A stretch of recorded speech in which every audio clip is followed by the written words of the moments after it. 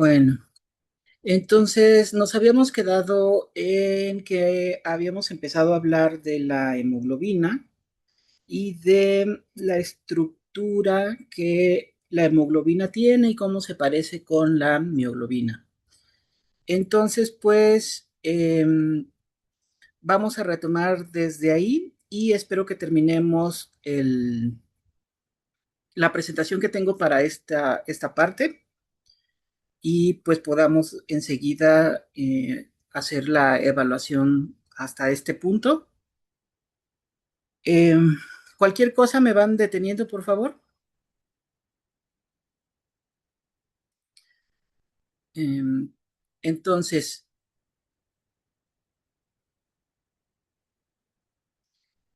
les había comentado que básicamente la mioglobina era como la versión monomérica de la hemoglobina en el sentido de que la estructura es muy similar, al menos la estructura tridimensional, no necesariamente la secuencia, porque en cuanto a secuencia no son tan parecidas, pero sí la estructura tridimensional, pese a que solamente conservan similitud en 27 posiciones de la secuencia. Y de esas, en realidad solamente hay 5 posiciones que están conservadas en todos los vertebrados. Por lo tanto, esto nos habla de que la estructura tridimensional, si bien está especificada en la secuencia de aminoácidos, a su vez eh, son pocas las condiciones que especifican cómo generar esas estructuras particulares. Entonces, si vemos las imágenes de la izquierda, pues vemos que en el panel A tenemos a la mioglobina con sus hélices y su grupo hemo y su estructura característica. Y en el panel B vemos a la hemoglobina con sus 4 monómeros, sus 2 cadenas alfa y sus 2 cadenas beta. Y pues a simple vista pareciera que simplemente se repite 4 veces este monómero. Y no es así, no son exactamente idénticos. Entonces, el tetrámero de la hemoglobina, en esta, cada subunidad se va a mantener unida mediante enlaces no covalentes a los otros 3 monómeros. Y estos enlaces no covalentes, pues pueden ser puentes de hidrógeno y otras interacciones débiles también. Algo característico de estas proteínas es que pueden unir oxígeno gracias a su grupo hemo, que aquí aparece en rojo, y esta oxigenación del grupo hemo permite que se modifique un poco la estructura tridimensional. En el caso de la mioglobina, la estructura tridimensional solo cambia en la región local alrededor del grupo hemo. Sin embargo, en el caso de la hemoglobina, la oxigenación va a cambiar toda la estructura cuaternaria, no solamente la estructura local, sino que modifica cómo interacciona un monómero de estas cadenas de hemoglobina con el siguiente monómero y el otro y el otro. Más adelante, cuando vean función de proteína, van a ver mucho más a detalle cómo es que esto pasa, pero entonces la oxigenación en este caso tiene que ver con qué tan firme o qué tan lábil es la estructura tridimensional de la hemoglobina y por lo tanto también con su función. Es algo que vamos a relacionar. Ahorita estamos hablando de estructura, pero definitivamente esto tiene mucho que ver con la función de las proteínas también. Por eso el tema que sigue es función de proteínas. Entonces, en cuanto al grupo hemo, que es justamente uno de los que le da la función a estas proteínas, el grupo hemo es una estructura orgánica como la que ven aquí, es una estructura cíclica, orgánica, y hacia el centro tiene un grupo fierro. Este fierro normalmente se encuentra en estado fierro 2 más, es su estado de oxidación y es necesario que esté en de esta forma para que pueda interaccionar con el oxígeno eficientemente y participar en el intercambio de gases en el caso de la hemoglobina o fijar oxígeno en el caso de la mioglobina. Entonces, como ven, aquí los nitrógenos del grupo hemo interaccionan con el fierro a través de enlaces de coordinación, es decir, hay pares electrónicos que están coordinando al fierro. En el panel B se ve un poquito una representación de cómo es que esto podría estar ocurriendo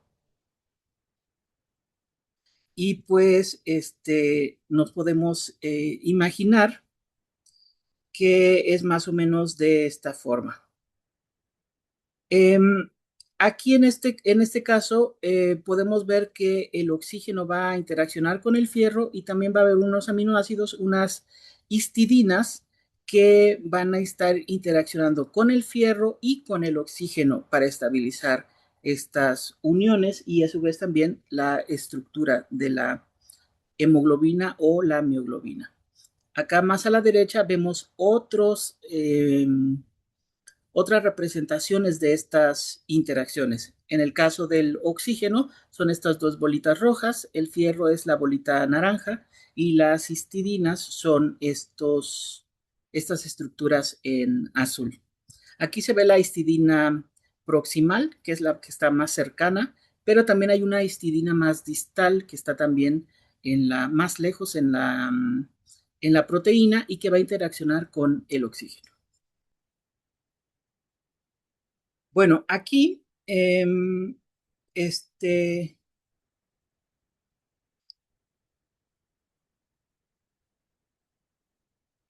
en esta otra imagen, lo que estamos viendo es la estructura tridimensional de la mioglobina de cachalote.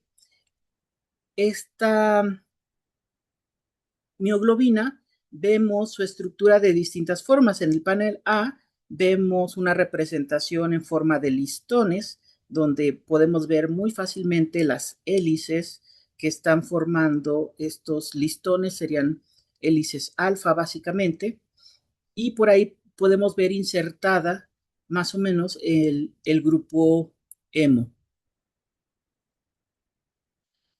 Entonces, en este caso, el listón corresponde al esqueleto peptídico de esta proteína. En el panel B vemos más bien una representación de la superficie, del contorno de la mioglobina.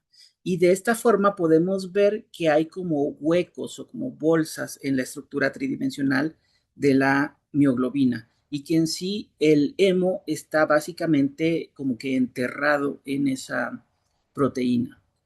En el panel C lo que se muestra son, por un lado, los listones, pero también los grupos R de aminoácidos hidrofóbicos. Y como puedes notar, los aminoácidos hidrofóbicos, como habíamos dicho antes, se encuentran hacia adentro de la estructura de la proteína para como que escapar del agua y más bien interaccionar entre ellos hacia adentro de la proteína, escondidos del agua. Mientras que en el panel D, que es un modelo de esferas, lo que vamos a ver es que se representa el radio de Van der Waals de todos los átomos de la proteína. Entonces, podemos entender que más o menos ese es el volumen que ocuparían los átomos, donde los aminoácidos hidrofóbicos están en amarillo y en azul los hidrofílicos y en rojo el hemo. Em, Como habíamos visto antes, vamos a tener proteínas que por su estructura son más bien globulares y otras proteínas que son más bien como que fibrosas o fibrilares. En este caso, las proteínas globulares que se muestran aquí en pantalla pueden tener una diversidad de estructura, aunque su forma es globular, realmente no todas son idénticas. Y además, ya visualizando o ya analizando su estructura interior, pues vemos que también tienen una variedad de estructuras secundarias. Como ejemplo, se muestra al citocromo C, vemos que tiene hélices alfa, y que tiene además grupo hemo también. Vemos además la lisosima. La lisosima ya tiene tanto hélices alfa como láminas beta, vueltas, y se muestran algunas cadenas de aminoácidos. Por otro lado, tenemos a la ribonucleasa, que tiene unas láminas beta muy extendidas y tiene unas cuantas hélices alfa. Entonces, las proteínas globulares son muy diversas y pueden tener también distintas funciones. Entonces, en cuanto a la estructura tridimensional de la proteína, conforme se van generando estas estructuras, vamos a identificar fragmentos de la estructura tridimensional que van adquiriendo su propio nombre. Por ejemplo, vamos a identificar un motivo como una estructura supersecundaria que va a estar plegada, es decir, va a tener eh, su conformación, su forma plegada o su forma estructurada, y a este pequeño segmento ya con su estructura tridimensional le llamamos motivo. Por otro lado, a una región que es más grande y que ya también está plegada y que tiene una función, le llamamos dominio. Y lo podemos definir de esta forma, que es una parte de un polipéptido que es independientemente estable. Por eso, a la hora de plegarse, se forma de manera independiente del resto de la proteína. Entonces, por ejemplo, en esta imagen podemos ver motivos como el del panel A, que nos muestra un loop beta alfa beta, que es básicamente una lámina beta que se conecta con una hélice alfa y que se conecta con otra lámina beta. Básicamente son tres estructuras secundarias, pero que como se repiten muy frecuentemente en la estructura de proteínas, se le considera un motivo que se repite. Por otro lado, también tenemos un motivo un poco más complejo en el panel B, donde son muchas láminas beta que pues básicamente forman una especie de barril y se llama un barril beta. Pero hay muchos tipos de motivos que son encontrados en las proteínas. Y hablando de las características o de la frecuencia de motivos, de estructuras secundarias que tienen las proteínas, se ha estudiado la composición de diferentes proteínas y se ha visto que algunas pueden tener de ambos tipos eh, de estructuras secundarias, tanto hélices alfa como láminas beta, por ejemplo, la quimiotripsina, mientras que hay otras, como la mioglobina, que solamente tiene hélices alfa, donde todos sus aminoácidos están conformando hélices alfa, así como el citocromo C. Mientras que otras, como la ribonucleasa, sí tiene de ambas, pero mayormente tiene láminas beta, así como también la quimiotripsina. Profesor, ¿Sí? Caro mandó un mensaje en el chat.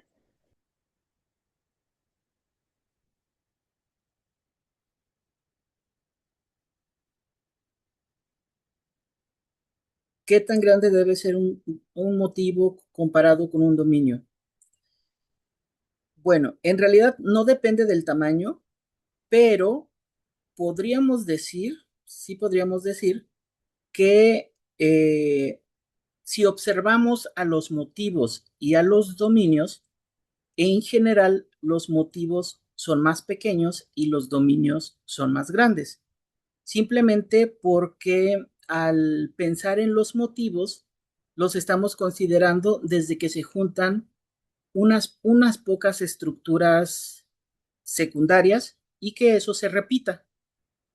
Simplemente se tiene que repetir mucho. No importa que no tenga función, pero mientras se encuentren repetidos en las proteínas, con eso es suficiente para llamarlos motivo. Mientras que un dominio, para ser dominio, tiene que tener una función. y esa función frecuentemente lo que necesita es una estructura un poco más compleja. Aunque hay unos dominios que son relativamente pequeños, pero la mayoría son más complejos. Entonces, digamos que no depende del tamaño, no es por el tamaño, pero si analizamos el tamaño de motivos y dominios, los dominios suelen ser más grandes.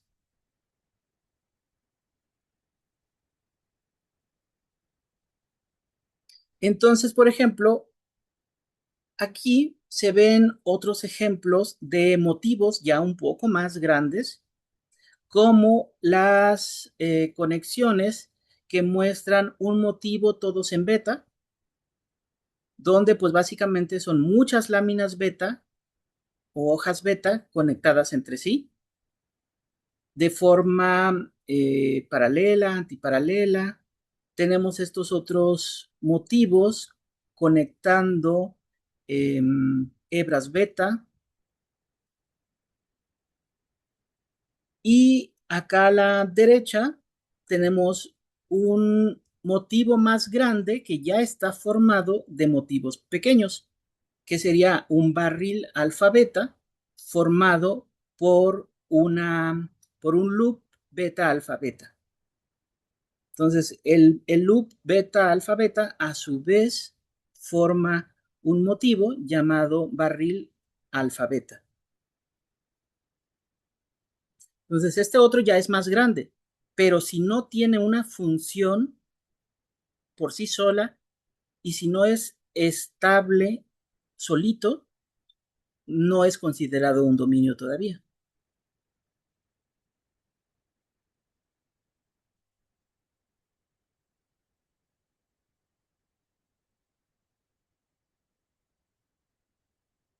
Muy bien. No sé por qué no escucho cuando mandan mensajes.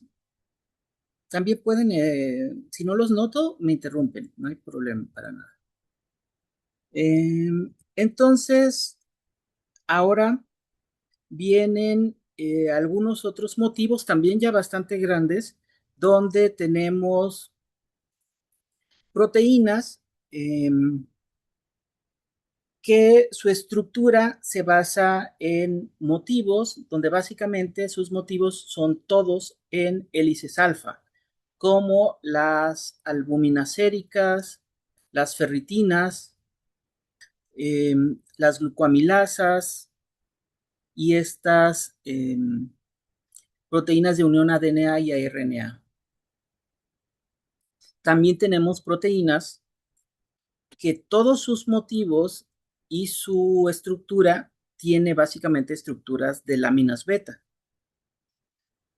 y son frecuentes también. Pero también tenemos proteínas que tienen una combinación de estructuras láminas beta, hélices alfa, y ya cuando hay combinación, pues seguramente también hay vueltas beta. Y bueno, antes, pues básicamente se estudiaba mucho las hélices alfa, las láminas beta, las vueltas beta, pero más recientemente, y ya se conoce bastante de estas también, se han encontrado proteínas que tienen regiones que se les llama intrínsecamente desordenadas. Por ejemplo, P53 tiene el amino terminal y el carboxilo terminal con regiones intrínsecamente desordenadas, o sea, regiones que no adquieren una estructura secundaria reconocida. Estas proteínas, incluso hay proteínas que toda su estructura parece ser intrínsecamente desordenada. A ver, denme un momento, tengo que abrir la puerta.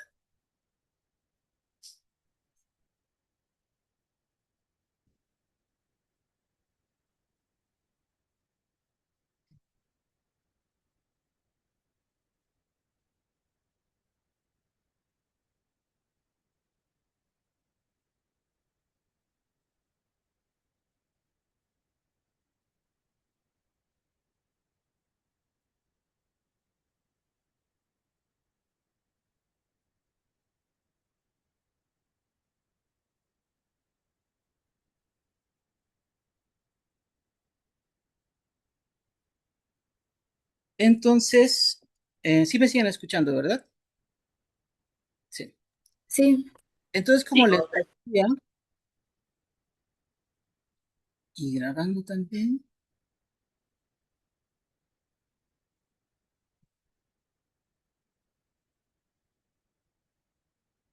sí.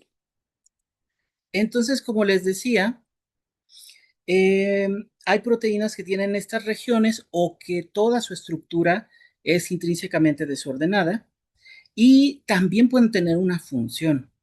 Por ejemplo, P53 en su región carboxilo terminal, que es intrínsecamente desordenada, interacciona con otras proteínas como la ciclina A, la sirtuina, para poder llevar a cabo sus funciones de regulación del ciclo celular.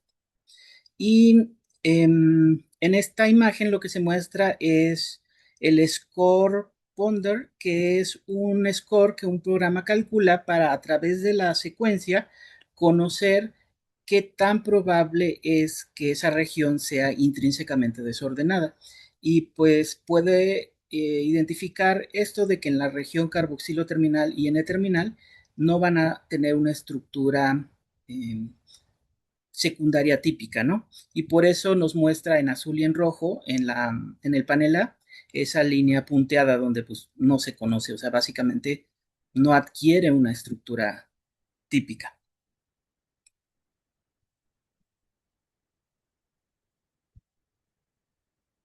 Y esas también existen y a mucha gente les gusta estudiarlas también y son importantes también, tienen sus funciones.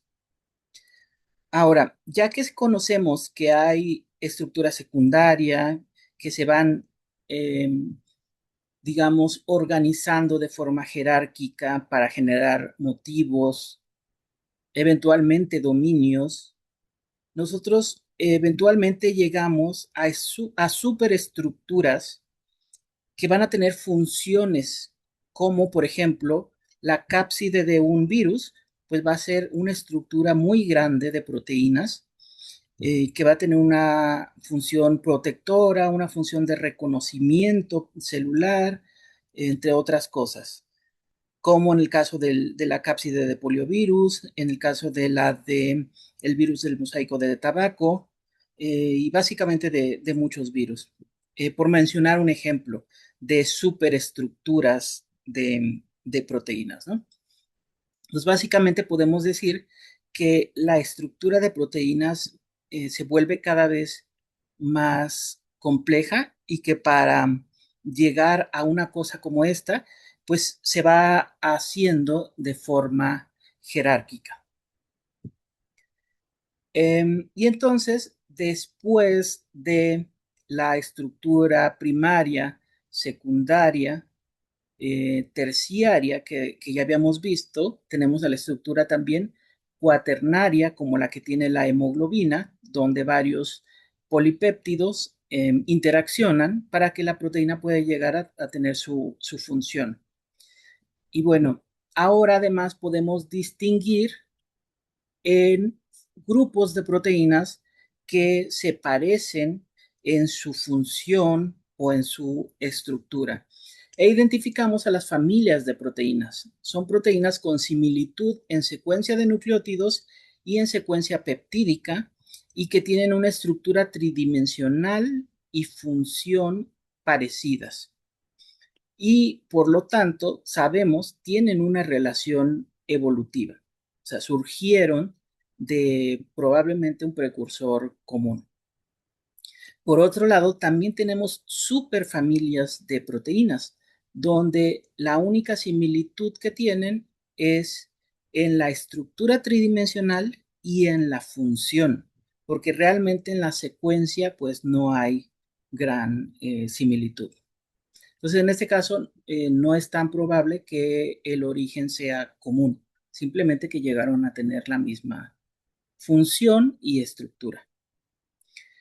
Por lo tanto, surge la estructura cuaternaria, donde vamos a tener dímeros o complejos más grandes, como lo que les mencionaba de las cápsides, donde frecuentemente vamos a tener multímeros. Los multímeros son grupos de proteínas que pues interaccionan se repiten, y si tienen cierto número de subunidades repetidas, pues les llamamos oligómeros. Recuerden que la palabra oligo significa como cierto número relativamente pequeño, pero no tan pequeño. Y multi, pues es varios, ¿no?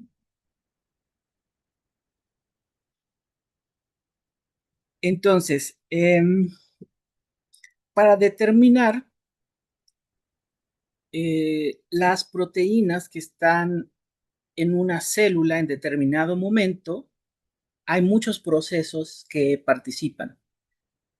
Entonces, por ejemplo, sabemos que la estructura tridimensional de la proteína no es necesariamente una cosa súper estable, porque además sabemos que toma tiempo, aunque es un proceso bastante rápido, pero es un proceso que requiere condiciones para que ocurra. Entonces, decimos que es un proceso marginalmente estable, así lo menciona el Leninger, y que requiere además de flexibilidad conformacional, o sea que no es fijo. Y si se acuerdan, tal vez no se acuerden, pero cuando iniciábamos a ver el tema de proteínas, el libro mencionaba que las proteínas respiran porque los enlaces pues pueden girar.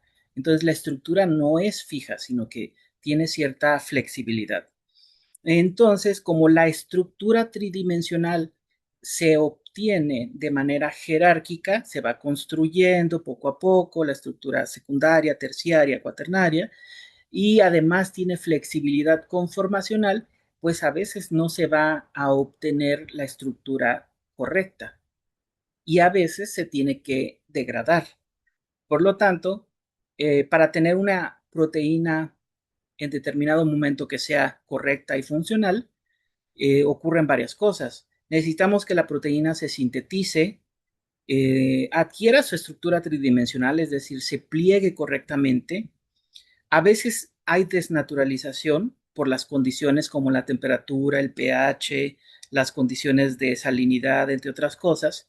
Y si pierde su estructura, que pueda haber replegamiento, esto es posible hasta cierto punto, y además en la célula también puede haber un secuestro de la proteína en ciertos, en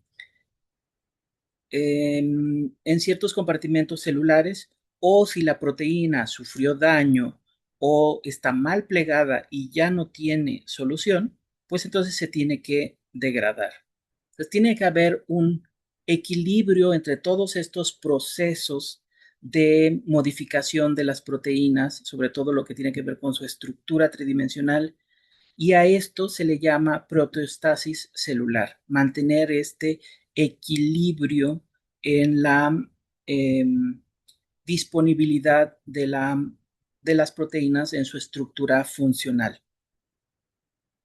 Y es lo que nos muestra aquí la imagen de la derecha, que además nos menciona que a veces unas proteínas que están mal plegadas pueden formar agregados, ya sea agregados amorfos como precipitados, oligómeros, ninguno de estos son funcionales, o incluso fibras, que se le llaman fibras amiloides, que vamos a hablar más adelante, y todos estos pues hacen mal a la célula y pueden llevar incluso a la autofagia o algún otro proceso.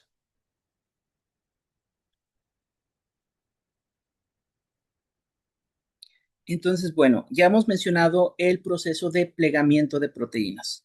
El plegamiento de proteínas es el proceso en el cual nosotros, bueno, la proteína adquiere su estructura tridimensional cuando es sintetizada. La proteína se sintetiza como una cadena lineal, pero necesita adquirir su estructura tridimensional. Y en células eucariotas, esto pasa de manera casi simultánea. Es decir, que mientras se va sintetizando en el ribosoma, conforme ya va un fragmento saliendo del ribosoma, al mismo tiempo se empieza a plegar.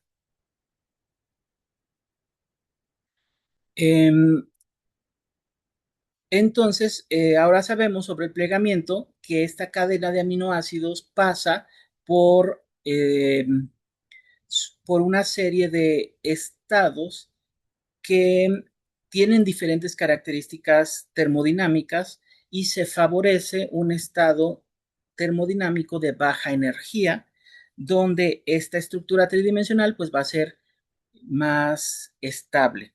A este estado al que se llega, plegado, eh, estable, se le llama un estado nativo, que ya lo habíamos mencionado, y que idealmente, pues uno pensaría que es un estado estable y un estado nativo. Sin embargo, también se ha visto que pudiera ser que haya varios estados nativos y funcionales. Y estos pues van a ser los que tengan relevancia biológica. Y recuerden también que también mencionamos en algún punto que las proteínas eran polimórficas, o sea que nosotros, las personas, podemos tener proteínas que no son exactamente idénticas, que tienen pequeñas variaciones en su estructura o incluso en su secuencia. Entonces, ahora, esta estructura va a depender de la secuencia de aminoácidos lineal y además va a depender para cada proteína. Sabemos también que el proceso de plegamiento es un proceso reversible, depende de las condiciones termodinámicas. Por supuesto, conforme empieza a haber plegamiento, es cada vez más favorable que continúe el plegamiento.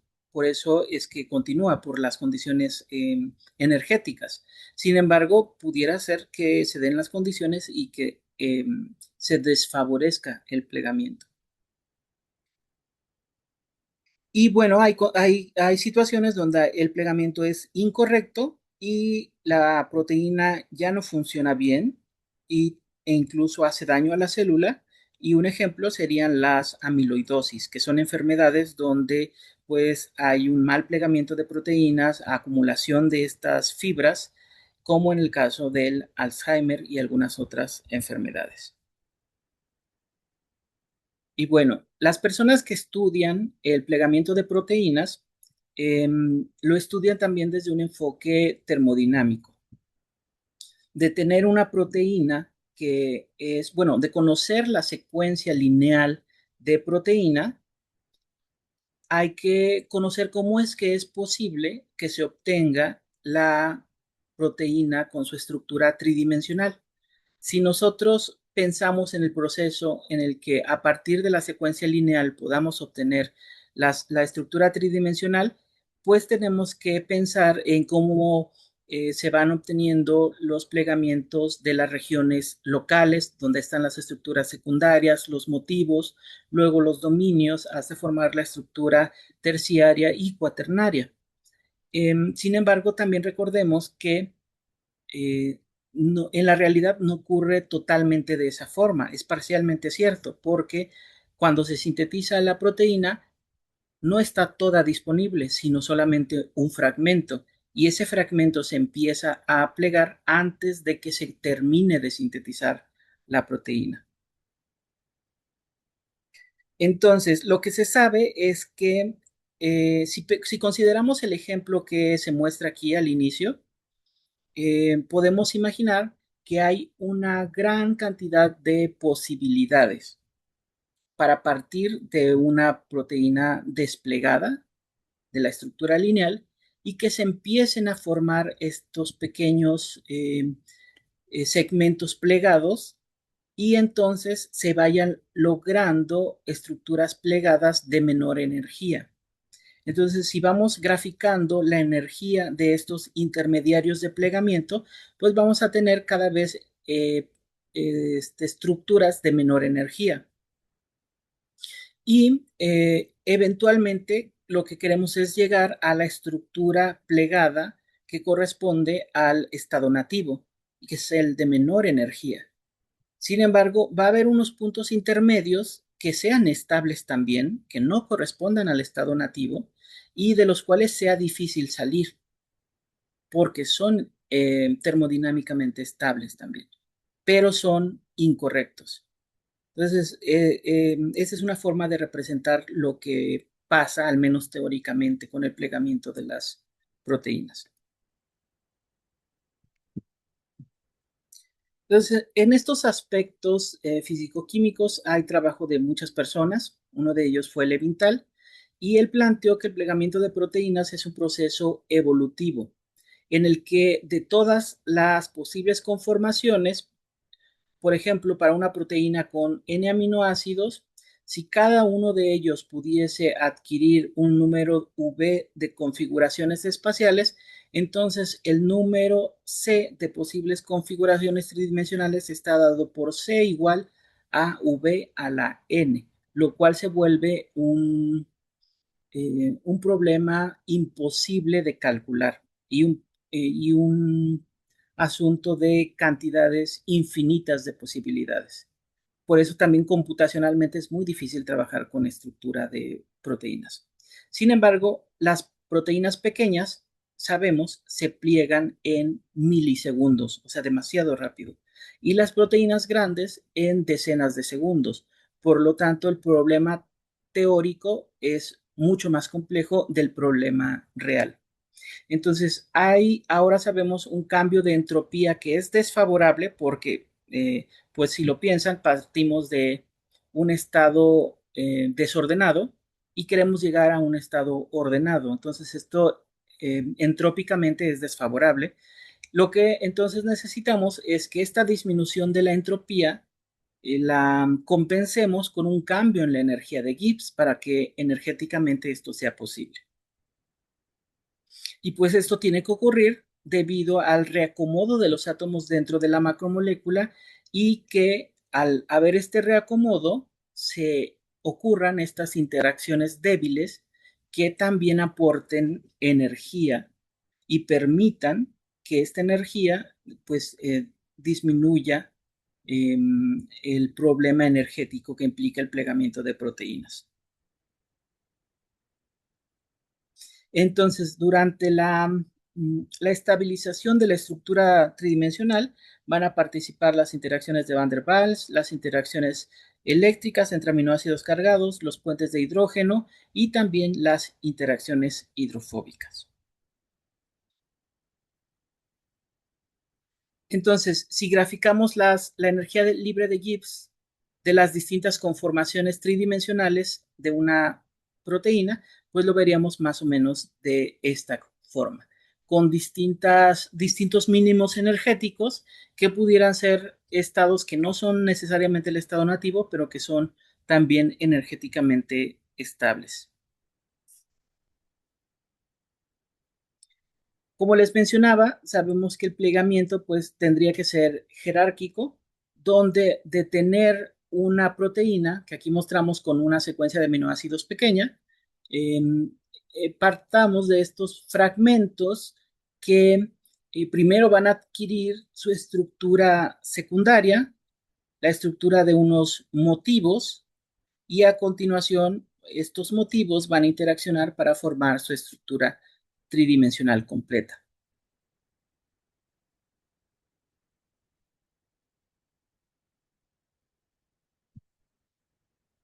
Y bueno, así como el proceso de plegamiento es un proceso complejo, que ahora a la hora de que lo analizamos, decimos, pues, ¿cómo es posible? Si lo imaginamos molecularmente, pues podemos decir que es bastante complejo, eh, que además puede haber errores, pero que una vez que se hace correctamente, pues es bastante estable. Y sin embargo, ocurre en muy poco tiempo. Y de todas formas, es posible que sea incorrecto, y también es posible que la proteína pierda su estructura tridimensional. Hemos visto que se puede desnaturalizar, o sea, perder su estructura debido a distintos factores como la temperatura o como el pH, entre otras cosas. Y entonces la desnaturalización que pueda ocurrir también va a implicar que la proteína pueda perder su función. Aquí se muestran algunos factores que pueden participar en este efecto, y además, como cuando estamos hablando de plegamiento de proteínas, decimos que tiene que ver con cosas que son energéticamente favorables. Si se pierde la estructura, se puede volver a ganar, al menos hasta cierto punto. Por eso, la renaturalización de la proteína o nuevamente el plegamiento es posible. Y por eso se dice que es la estructura primaria la que determina, en dado caso, a la estructura terciaria, a pesar de que se haya perdido la estructura hasta la estructura secundaria. Siempre y cuando hayan desaparecido los factores que le hicieron perder la estructura. Pero por supuesto, como les comento, no es lo mismo que se pliegue una proteína que está saliendo parcialmente del ribosoma a que se encuentre una proteína que se desnaturalizó totalmente y ahora está totalmente lineal y se tenga que volver a plegar solita. Estamos de acuerdo que no es el mismo problema. ¿Alguna duda hasta ahorita? Creo que Cara volvió a escribir en el chat. Sí, ya veo. El que haya varios estados nativos depende de la secuencia de la proteína. En última instancia, sí, porque como decíamos, la secuencia de aminoácidos, o sea, la estructura primaria, determina la estructura terciaria y por lo tanto la función. Por lo tanto, sí, puede haber varios estados nativos y por lo tanto depende de la secuencia.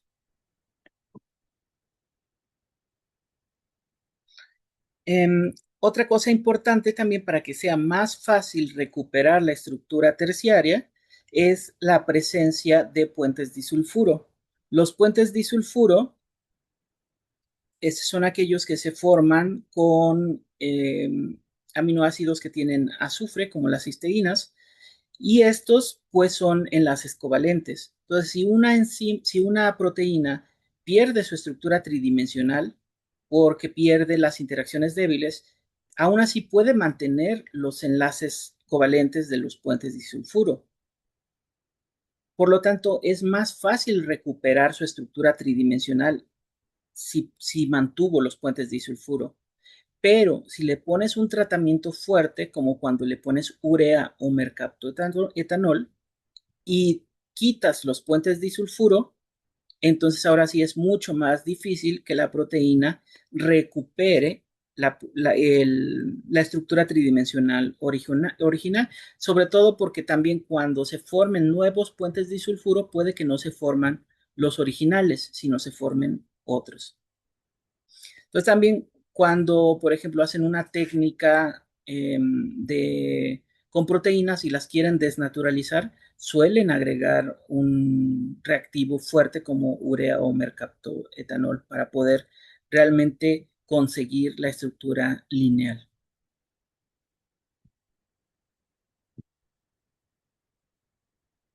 Y bueno, no todas las proteínas pueden lograr su estado plegado por sí solas.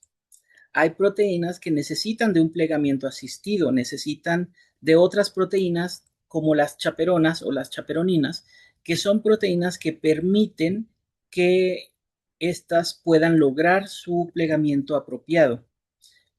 Por ejemplo, las HP70, HSP40, que son proteínas que se llaman así porque se descubrieron, porque se producen en respuesta a un choque de calor, justo porque ayudan a mantener la estructura cuando, pues por calor, empiezan las otras a perder estructura y pues estas se producen para ayudar a mantenerlas.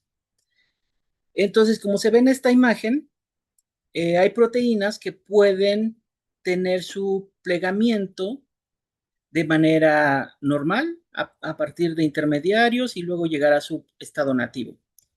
Pero puede haber otras proteínas que adquieran un plegamiento incorrecto y formen agregados. También hay otras proteínas que adquieran un plegamiento incorrecto. y que para eso necesiten la presencia de otras proteínas como las chaperonas, se muestran en este caso aquí, la verde y amarillita, que son HSP70, que requieren de otra como HSP40 que unen ATP para poder llevar a cabo su función, y si está presente esta, permite que se forme apropiadamente el intermediario y entonces ahora sí se pueda formar el estado nativo. Si esto no ocurriera, entonces pues va a haber un mal plegamiento de la proteína.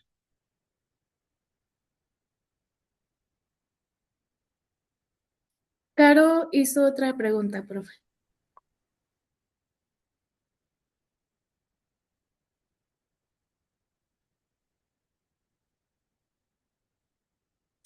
Si la TM influye en si una proteína se renaturaliza,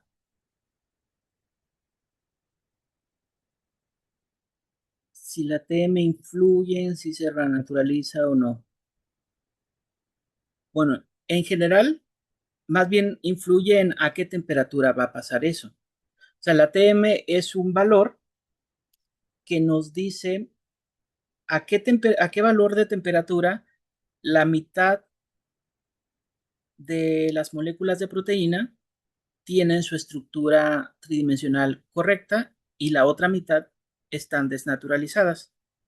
Entonces, si la TM es alta, esto nos dice que a una temperatura elevada se desnaturaliza la mitad. Si la TM baja, a una temperatura baja, la mitad está desnaturalizada.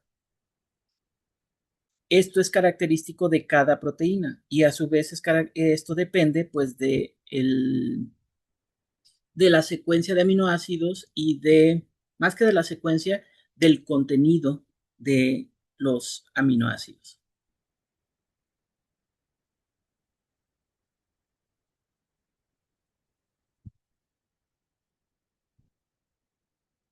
Entonces, en sí, todas podrían, dada la temperatura apropiada, y más bien dependería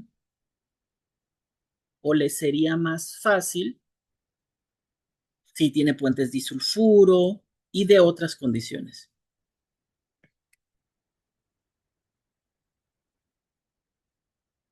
Bueno, continuando,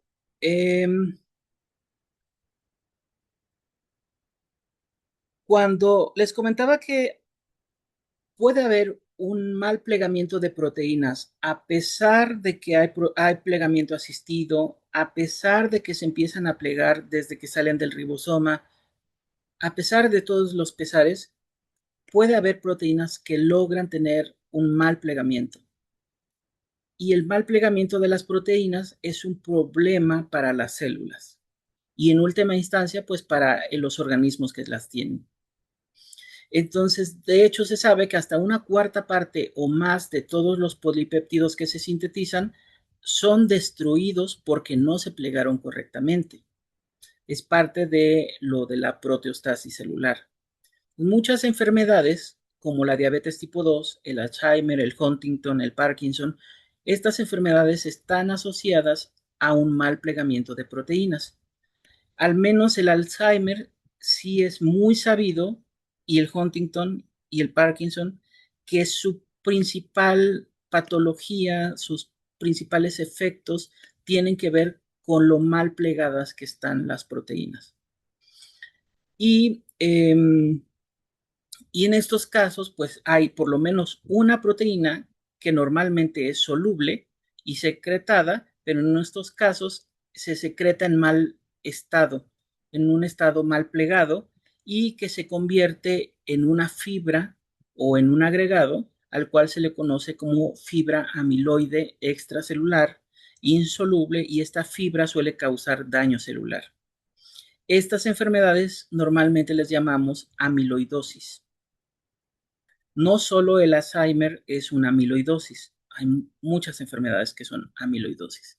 Y aquí a la derecha vemos el ejemplo. Tenemos a la proteína nativa que se pliega de manera incorrecta. Este plegamiento incorrecto es solamente parcialmente estable y lo que puede pasar enseguida es que se desnaturalice y sea degradada. Pero si se encuentra otra proteína mal plegada, puede ser que puedan interaccionar. Y si estas que están interaccionando ahora sí son estables, pueden durar más tiempo. Y si se encuentran otra igual que ellas e interaccionan, empiezan a formar fibras que son de hecho muy estables termodinámicamente hablando.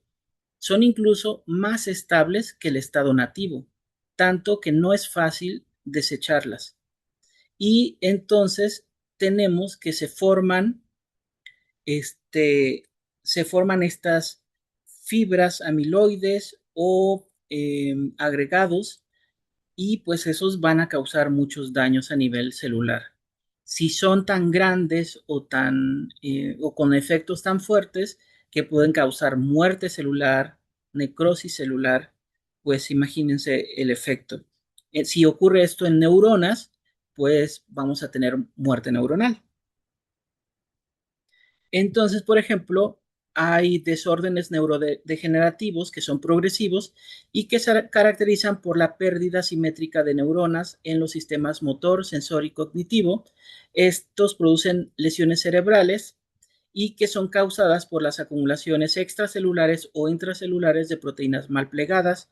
También pueden ser que son agregados o proteínas ubiquitinadas.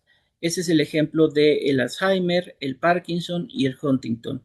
Y estas están causadas porque se acumula la proteína tau y la beta-amiloide, también la alfa-sinucleína y la huntingtina de manera respectiva para cada una de ellas.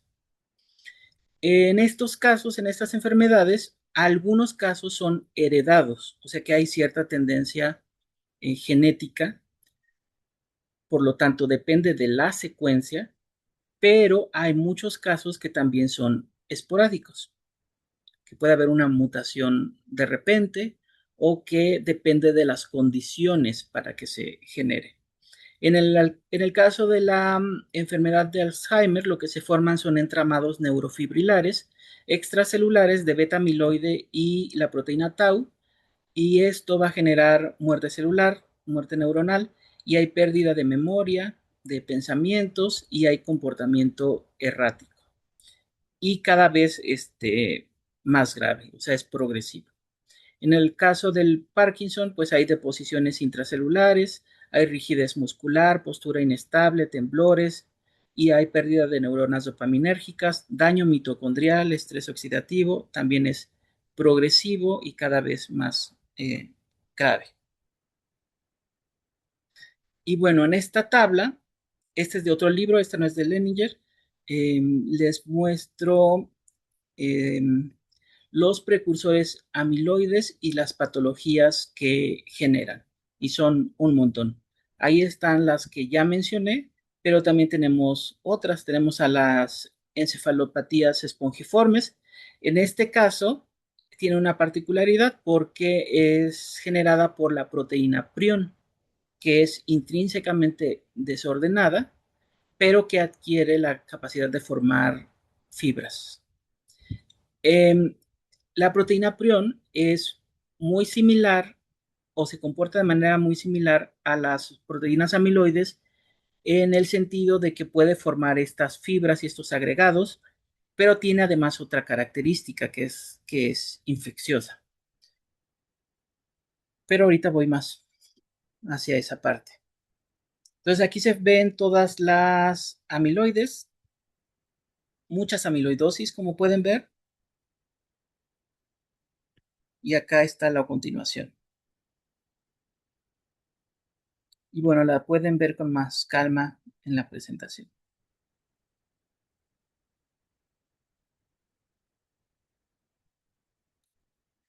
Entonces, otro ejemplo de patologías por mal plegamiento de proteínas, pues son las asociadas a los priones.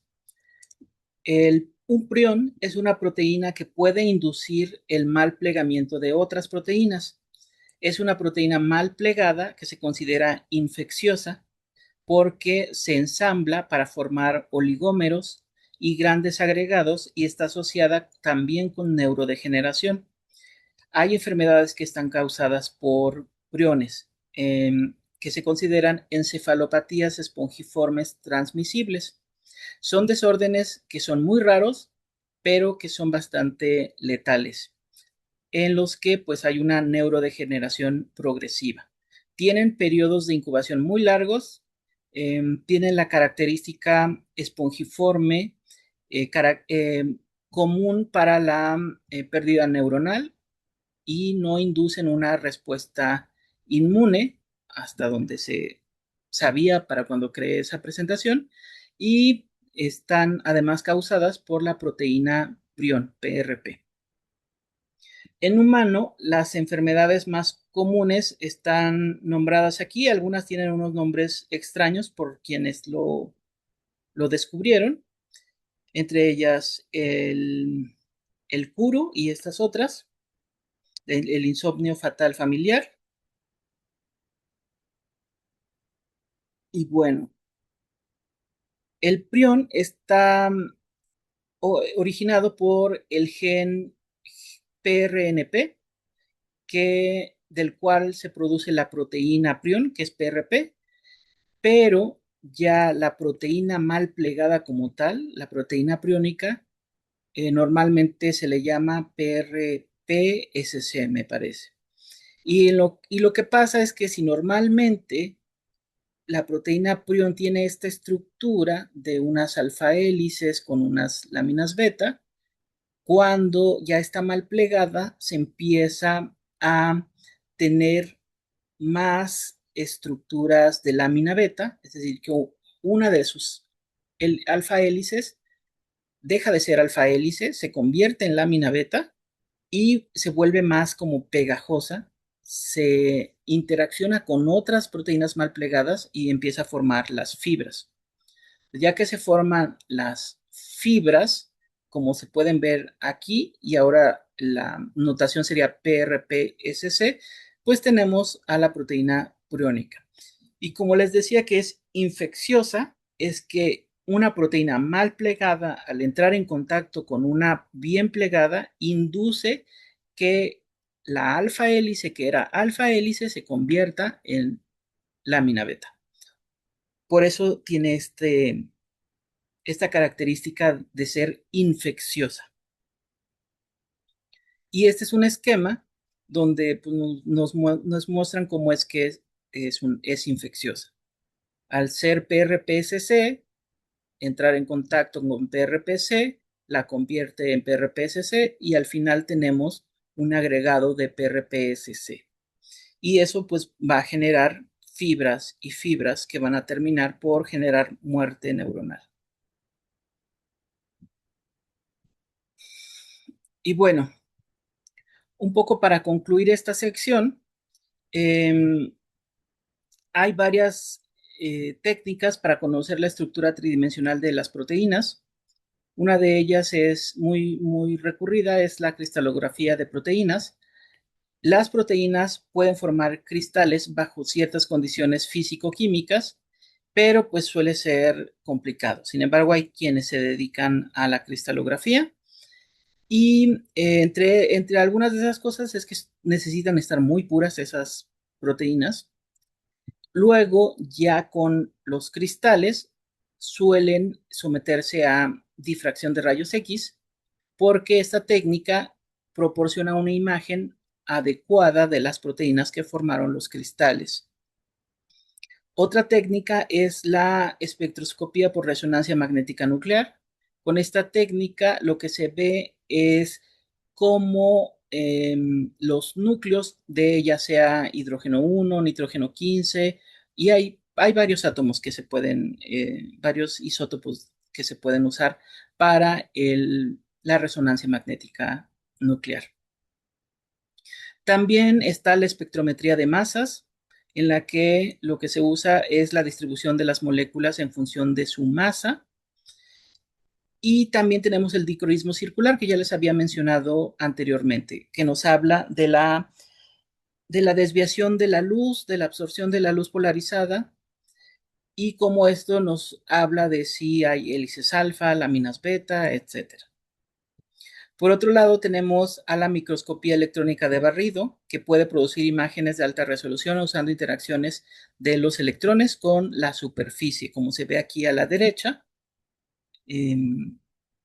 Estas serían unas imágenes reconstruidas del microscopio electrónico. Y finalmente, también se menciona en el libro al modelado estructural por homología, donde típicamente se toma la secuencia de los aminoácidos, pero también se requiere la existencia de cristales de la proteína, o al menos de proteínas relacionadas, para poder construir el modelo de esa estructura.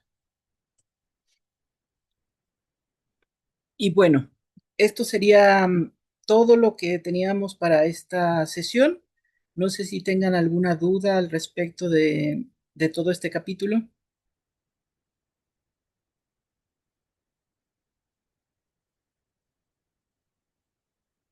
Hablen ahora, chicos y chicas. No,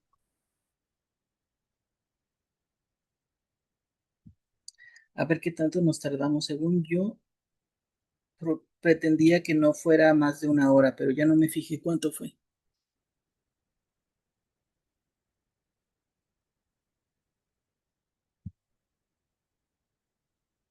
Ay, sí fue poquito más de una hora. Pero bueno, logramos terminar. Y bueno, espero más al rato poder subirles una tarea. Más bien sería como una actividad del tema para que les sirva de repaso. Es un cuestionario, pero estamos intentando que lo puedan responder varias veces. O sea, es autoevaluable. Y este, que sea como práctica, ¿no? Y que el examen lo puedan hacer, el ya examen, lo puedan hacer hasta el próximo martes, como durante una hora, iniciando la clase o antes de iniciar la clase. Y va a ser en línea, o sea, ustedes les vamos a dejar el examen, ustedes lo van a responder y ya enseguida ahora sí tienen como una hora de clase virtual. Pero ya sería otro tema, por eso el examen sería primero. Disculpe, doctor, ¿y para el día del examen nos van a solicitar que tengamos cámaras prendidas? No lo creo, lo vamos a decidir, pero no lo creo. Procuraremos que sea algo que puedan responder en línea a su forma, que los haga pensar, que los haga este, resolver más que simplemente ver si saben o no saben, ¿no? Pero si es necesario, pues ya les diremos.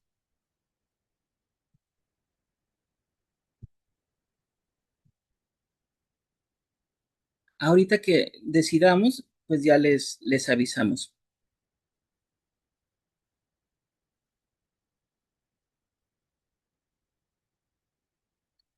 ¿De verdad ninguna duda de estas últimas clases o de algo previo de proteínas? para el examen va a venir lo que vimos esta y la sesión pasada y lo que Y ya previo, no se habló y anteriormente. lo de aminoácidos, sí. Ah, ok.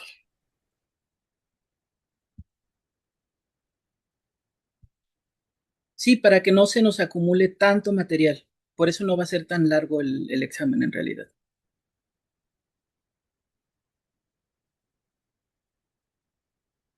Bueno, voy a pausar más bien voy a detener el video para que también ya no se haga tan